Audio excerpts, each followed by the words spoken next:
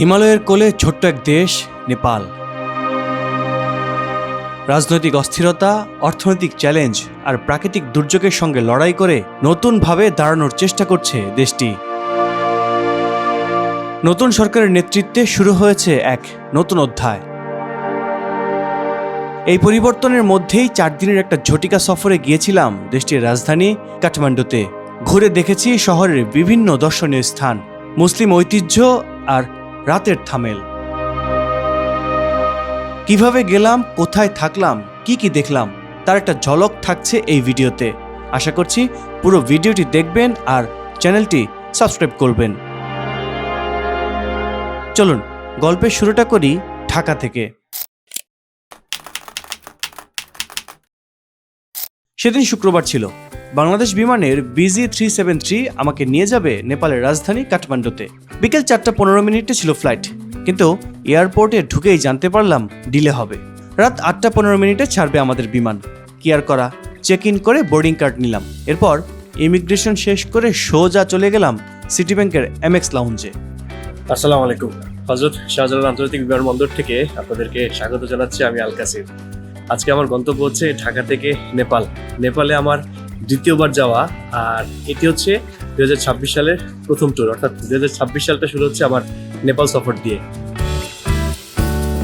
এখানে কাটালাম অনেকটা সময়, খেলাম ইচ্ছে মতো।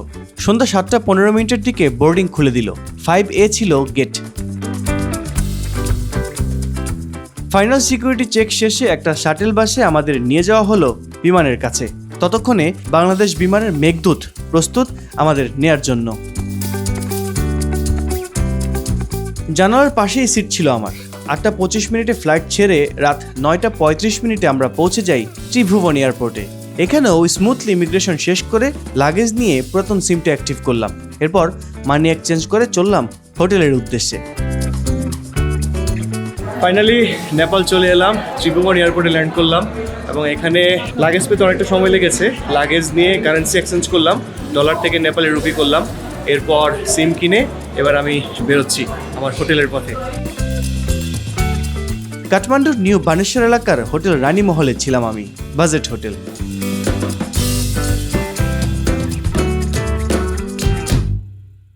আসসালামু আলাইকুম, গুড মর্নিং, শুভ সকাল ফ্রম নেপাল। গতকাল রাত্রে এসেছি, কিছুই দেখাতে পারিনি। আজকে আমি যে হোটেলে উঠেছি এই হোটেলের আশেপাশটা ঘুরবো এবং এই এলাকাটা সম্পর্কে আপনাদেরকে জানাবো। হোটেল রানী মহল, এটাই আমার হোটেল, এখানে উঠেছি। মূলত এটা একটা বাজেট হোটেল। কাঠমান্ডুর নিউ বানেশ্বর যে জায়গাটা আছে এখানে পড়েছে। এর আগে থামেল ইকো রিসোর্টে ছিলাম, সেটি বেশ ভালো মানের ছিল, কিন্তু এবার চলে এসেছি একটা বাজেট হোটেলে। এটাই হোটেলের reception. Good morning, how are you? All good? Okay, তো আমরা একটু বেরোচ্ছি। এই হোটেলের আশেপাশে যে জায়গাটা আছে এখানে একটু ঘুরে দেখবো। আমি বাংলাদেশি সাগরকে পেলাম। সাগর, কেমন আছেন? এই তো ভালো আছি। আপনি ভালো আছেন? আমিও বেশ ভালো। থামেলে ঠান্ডা কেমন? কাঠমান্ডুতে ঠান্ডা কেমন? ঠান্ডা তো দুর্দান্ত, এসেই তো আমাদের ধরে গেছে ঠান্ডা আর কি। সকালবেলা একটু করে বলা কথা। হ্যাঁ, কত আজকে টেম্পারেচার? টেম্পারেচার কত দেখলাম, মনে হয় 10 10 কমবে বাড়বে এরকম হবে আর কি। আচ্ছা, চলেন আমাদের ব্রেকফাস্ট হইতে খুব দেরি আছে, 10টা সাড়ে 10টার পর আমরা একটু আশেপাশে হেঁটে আসি। ওই যে দেখা যাচ্ছে এটাই হচ্ছে নেপালের সংসদ ভবন। কিছুদিন আগে জেনজিদের যেই অভ্যুত্থান বা আন্দোলন ছিল সেই আন্দোলনে এই সংসদ ভবনটা ক্ষতিগ্রস্ত হয়েছে। ঘড়ির কাঁটায় এখন সকাল 8:30। এখনো আশেপাশের দোকানপাট কিছুই খুলেনি, যার কারণে এলাকায় ভিড় ভাড়টা একটু কম দেখা যাচ্ছে। তাছাড়া আজকে শনিবার, আজকে সাপ্তাহিক ছুটির দিন হওয়াতে এই কাঠমান্ডু বা আমি যে এলাকাটা আছি নিউ বানেশ্বর, এই এলাকাটা জমজমাট হতে অনেকটাই সময় লাগবে। ঠান্ডায় জমে যাচ্ছিলাম, অনেক খুঁজে একটা চায়ের দোকান পেলাম। এই যে এই দোকানটাতে চা নিচ্ছি, চাটা খেয়ে শরীর একটু গরম করি। অনেকটা পথ হেঁটে এসে এই চায়ের দোকানটা পেলাম। ট্রাফিক সিগন্যাল বাংলাদেশের মতোই রাস্তার বিভিন্ন মোড়ে প্রচুর ট্রাফিক হয়। আর নেপাল হচ্ছে প্রচুর মোটরসাইকেল। আমি যদি বলি কাঠমান্ডু মোটরসাইকেলের শহর, তাহলে কিন্তু ভুল হবে না। প্রচুর মোটরসাইকেল এই শহরটাতে। ঢাকার মতো তারের জঞ্জালও কিন্তু এই নেপালের এই শহরটাতে আছে। মানে আপনি নেপাল আসলে ঢাকাকে কোনোভাবেই ভুলতে পারবেন না, কারণ ঢাকার প্রচুর সিমটম এখানে আছে। আপনার কাছে মানুষগুলো না দেখলে আর আশেপাশের দোকানের সাইনবোর্ড না দেখলে আপনি বুঝতেই পারবেন না আপনি যে নেপালে আছেন। গেল কিছুদিন আগে নেপালে যেই জেনজি আন্দোলন হয়েছে, সেই আন্দোলনে কিন্তু নেপালের অনেক কিছু ক্ষতিগ্রস্ত হয়েছে, অনেক অবকাঠামো নষ্ট হয়েছে, সেগুলো কিন্তু রিকভার করার চেষ্টা চলছে। আমি যদি বলি যে ঘুরে দাঁড়ানোর চেষ্টা করছে নেপাল, তাহলে কিন্তু ভুল হবে না। চলুন, আমি এই সকালটা ঘুরে দেখলাম। ঘুরতে ঘুরতে এখন সকাল 10টা বেজে গেছে। হোটেলের দিকে যাচ্ছি, সেখানে ব্রেকফাস্ট করে আজকে দিনের বাকি কার্যক্রমগুলো করব। তাহলে আপনারা আমার সাথেই থাকুন। হ্যালো কাঠমান্ডু। আজকে যাচ্ছি হচ্ছে পাটান দরবার স্কোয়ার। এটি কাঠমান্ডুর ললিতপুর এলাকায় পড়েছে, অর্থাৎ নেপাল যে শহর, মূল শহর, এই মূল শহর থেকে 5 কিলোমিটার দক্ষিণে। আমরা যাব হচ্ছে ট্যাক্সিতে চড়ে। হোটেলের নিচে আছি, ট্যাক্সির জন্য অপেক্ষা করছি। আজকে সারাদিন পাটান দরবার স্কোয়ার ঘুরে দেখব এবং এই দরবার স্কোয়ারটি সম্পর্কে আপনাদেরকে বিভিন্ন তথ্য জানাবো। ইনড্রাইভ অ্যাপের মাধ্যমে ট্যাক্সি কল করেছি। শুরু হলো পাটান দরবার স্কোয়ার উদ্দেশ্যে আমাদের যাত্রা।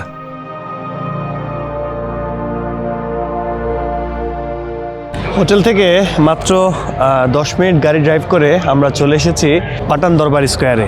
এটা ললিতপুরে পড়েছে। কাঠমান্ডু ভ্যালিতে 3টি প্রাচীন রাজকীয় স্কোয়ার আছে: কাঠমান্ডু দরবার স্কোয়ার, ভক্তপুর দরবার স্কোয়ার আর পাটান দরবার স্কোয়ার। এগুলো ইউনেস্কো ওয়ার্ল্ড হেরিটেজ সাইট হিসেবে স্বীকৃত।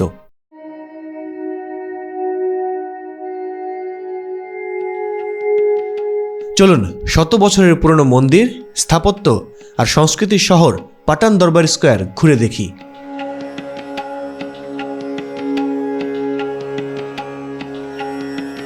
পাটান, যাকে ললিতপুরও বলা হয়, এই অঞ্চল ছিল মল্লা রাজাদের রাজধানী। 16 থেকে 18 শতকে এখানে গড়ে ওঠে অসাধারণ সব মন্দির ও প্রাসাদ। এই পুরো চত্বরটাই ছিল রাজাদের প্রশাসনিক ও ধর্মীয় কেন্দ্র। এই দরবার স্কোয়ারের প্রতিটি দালান লাল ইট দিয়ে তৈরি এবং প্রতিটি কোণায় ধর্মীয় বিশ্বাসের যে সিম্বল, সেই সিম্বলগুলো কিন্তু দেখা যায়।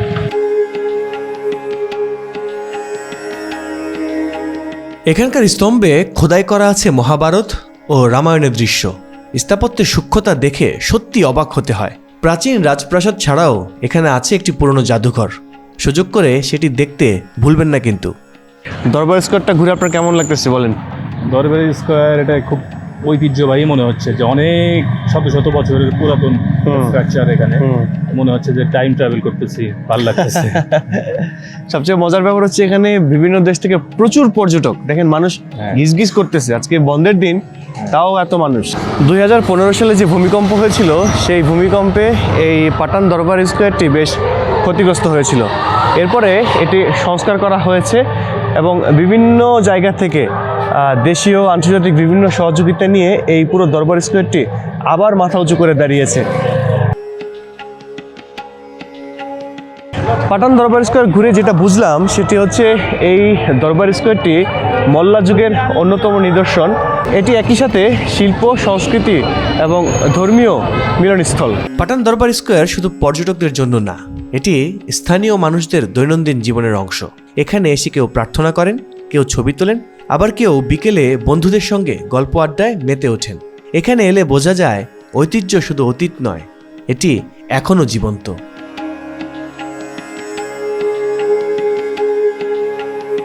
আমার কাছে পাটান দরবার স্কোয়ার মানে ইতিহাসের সঙ্গে একান্ত সময় কাটানো। এখানে দাঁড়িয়ে মনে হয় মানুষ যতই আধুনিক হয় না কেন, শেকড়ের টান থেকেই যায়। আসসালামু আলাইকুম, গুড মর্নিং ফ্রম নেপাল। নেপালে আজকে আমার 3য় দিন। আজকেও বেশ ঠান্ডা। এখন তাপমাত্রা 8 ডিগ্রি সেলসিয়াস। রোদ উকি দিচ্ছে, রোদে দাঁড়িয়ে বেশ ভালো লাগছে। তবে আজকে যাচ্ছি হচ্ছে নেপালের সবচেয়ে পুরনো একটি মসজিদ দেখতে। বাগবাজার এলাকায় অবস্থিত নেপাল জামে মসজিদ বলে এটাকে।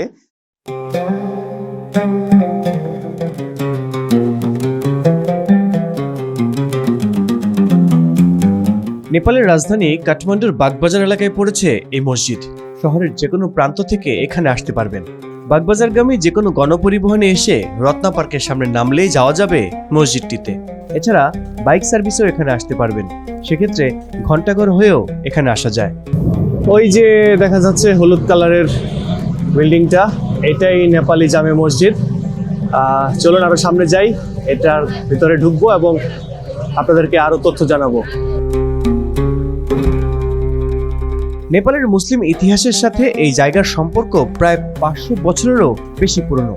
মসজিদটি 1524 খ্রিস্টাব্দে নির্মিত হয়েছে বলে জানতে পেরেছি। সে সময় কাশ্মীরি মুসলিম ব্যবসায়ী ও সুফি সাধক নেপালে আসেন এবং এখানেই ইসলাম প্রচার শুরু করেন। তাদের হাত ধরেই গড়ে ওঠে নেপালি জামে মসজিদ।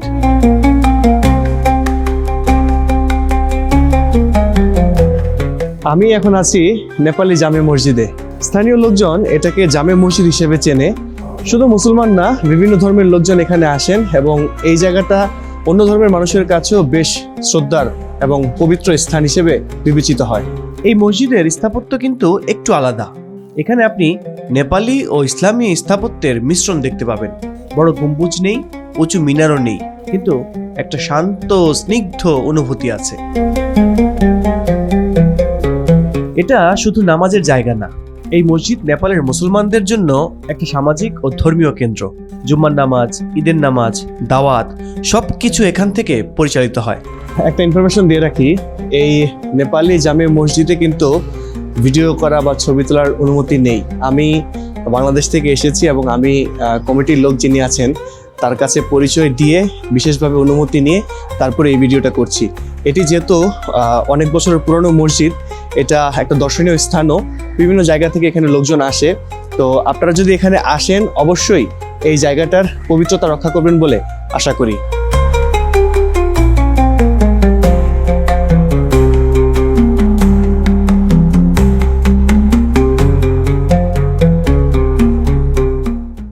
Hello from Nepal. আমার হোটেল থেকে বেরিয়েছি। আজকে ব্যাপক ঠান্ডা। আজকে না, ঠিক এই সময়টা আসলে নেপালে ব্যাপক ঠান্ডা থাকে। 5 ডিগ্রি টেম্পারেচার এখন, ঠিক এখন 5 ডিগ্রি টেম্পারেচার। বানেশ্বর, আমি যেখানে আছি এখান থেকে যাচ্ছি হচ্ছে থামেলে। থামেল নাইট লাইফটা আজকে দেখবো। নিউ বানেশ্বর থেকে আমরা ট্যাক্সি ধরে যাচ্ছি থামেলে। এখান থেকে খুব জোর 10 থেকে 15 মিনিট লাগবে। উবার ছাড়াও নেপালে বেশ কিছু অ্যাপ সার্ভিস রয়েছে। এর মধ্যে ইয়ানগো এবং ইনড্রাইভ অন্যতম। এই অ্যাপ সার্ভিসে আপনি যে কোনো সময় যে কোনো প্রান্ত থেকে গাড়ি বুক করতে পারবেন।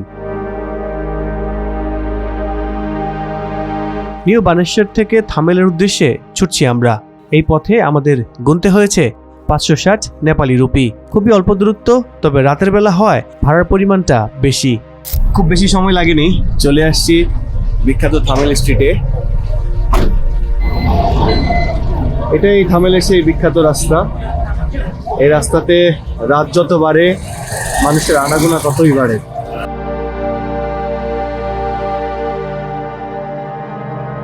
ঘড়ির কাঁটা এখন রাত 11টা। মজার ব্যাপার হচ্ছে 11টা হলেও এখনো কিন্তু রাস্তাঘাটে প্রচুর মানুষ, আর রাত যত বাড়বে থামেলের এই রাস্তার ব্যস্ততা ততই বাড়বে।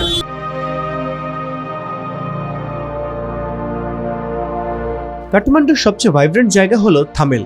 দিনে যতটা ব্যস্ত, রাতে থামেল হয়ে যায় একদম অন্যরকম। মিউজিক, ফুড আর নাইট লাইফে ভরপুর।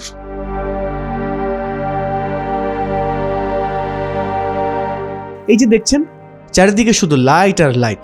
এখানে আপনি পাবেন লাইভ মিউজিক, স্ট্রিট পারফরমেন্স, অসংখ্য ক্যাফে আর বার।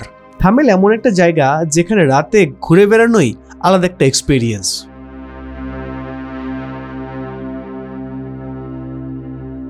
নাইট লাইফ মানে এখানে শুধু পার্টি না, খাবারও বড় একটা অংশ। এখানে আপনি ট্রাই করতে পারেন নেপালি মোমো, চাউমিন আর নানা ধরনের স্ট্রিট ফুড।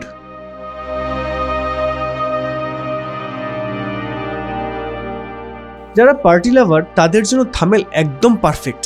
এখানে অনেকগুলো নাইট ক্লাব আছে যেখানে ডিজে মিউজিক, ডান্স ফ্লোর সব কিছু পাবেন। আপনি যদি এসব নাইট ক্লাবে ঢু মারতে চান, অবশ্যই সাবধানতা অবলম্বন করা আপনার জন্য বেশ জরুরি, কারণ অনেক সময় এখানে প্রতারণার শিকার হয় অনেক পর্যটক। নামি বেনামি অনেকগুলো নাইট ক্লাব আছে, সেগুলোতে না যাওয়াই উত্তম। সব মিলে রাত যত বাড়ে থামেল তত জমে ওঠে।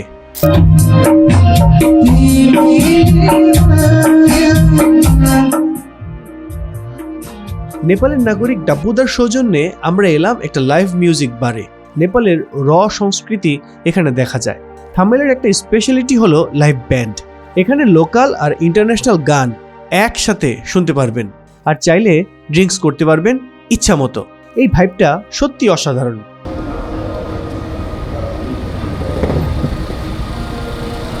একটা বিষয় আমি খেয়াল করেছি, এখানে বিভিন্ন দেশের মানুষের সাথে মিশে যাওয়ার সুযোগ তৈরি হয়। এখানে আপনি পাবেন ট্রাভেলার থেকে শুরু করে ব্যাকপ্যাকার, সবাই একসাথে এনজয় করে।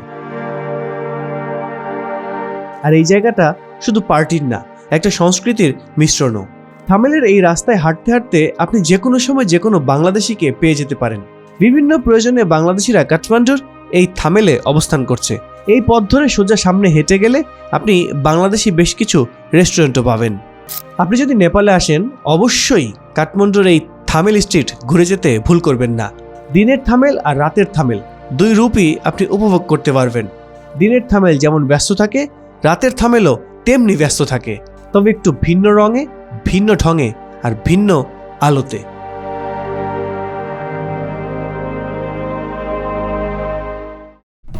আসসালামু আলাইকুম। নেপালে আজকে আমার শেষ দিন। আজকে বাংলাদেশ চলে যাব। দেখতে দেখতে নেপালের সময় ফুরিয়ে এলো।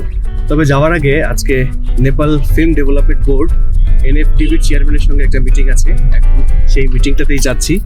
মিটিং শেষে বিকেল 5টা বা 5:30টার দিকে চলে যাবো এয়ারপোর্ট। আজকে রাত 8:15 আমার ফ্লাইট। তো আমার সাথেই থাকুন, যেতে যেতে বাকি গল্পগুলো করছি।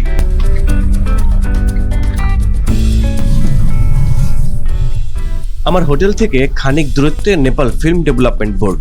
2000 সালে এটি প্রতিষ্ঠা হয়।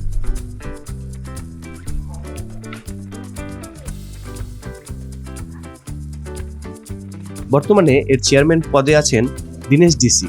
উনি নেপাল ফিল্মের বিখ্যাত লোক। মূলত তার সাথে আমার মিটিং, নানা বিষয়ে আলাপ। এরপর পেলাম সংবর্ধনা।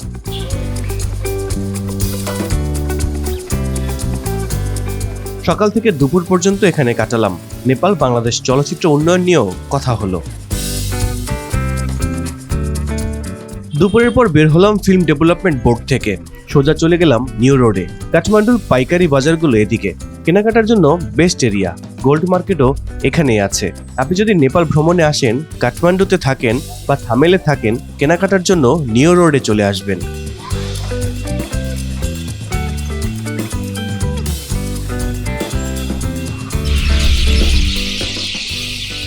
সকাল গড়িয়ে দুপুর পেরিয়ে সন্ধ্যা নেমে এলো। রাত 8টায় ছিল আমার ফ্লাইট। সন্ধ্যা 6টার দিকে চলে এলাম ত্রিভুবন এয়ারপোর্টে। সব আনুষ্ঠানিকতা শেষ করে বাংলাদেশ বিমানে চড়ে এলাম ঢাকায়। সবকিছু ঠিকঠাক ছিল। রাতের ফ্লাইট হওয়ায় কিছু দেখাতে পারিনি। তো এই ছিল আমার নেপাল ঝটিকা সফর। কেমন লেগেছে ভিডিওটি জানাবেন কমেন্টস করে। দেখা হচ্ছে পরের ভিডিওতে। আল্লাহ হাফেজ, আসসালামু আলাইকুম।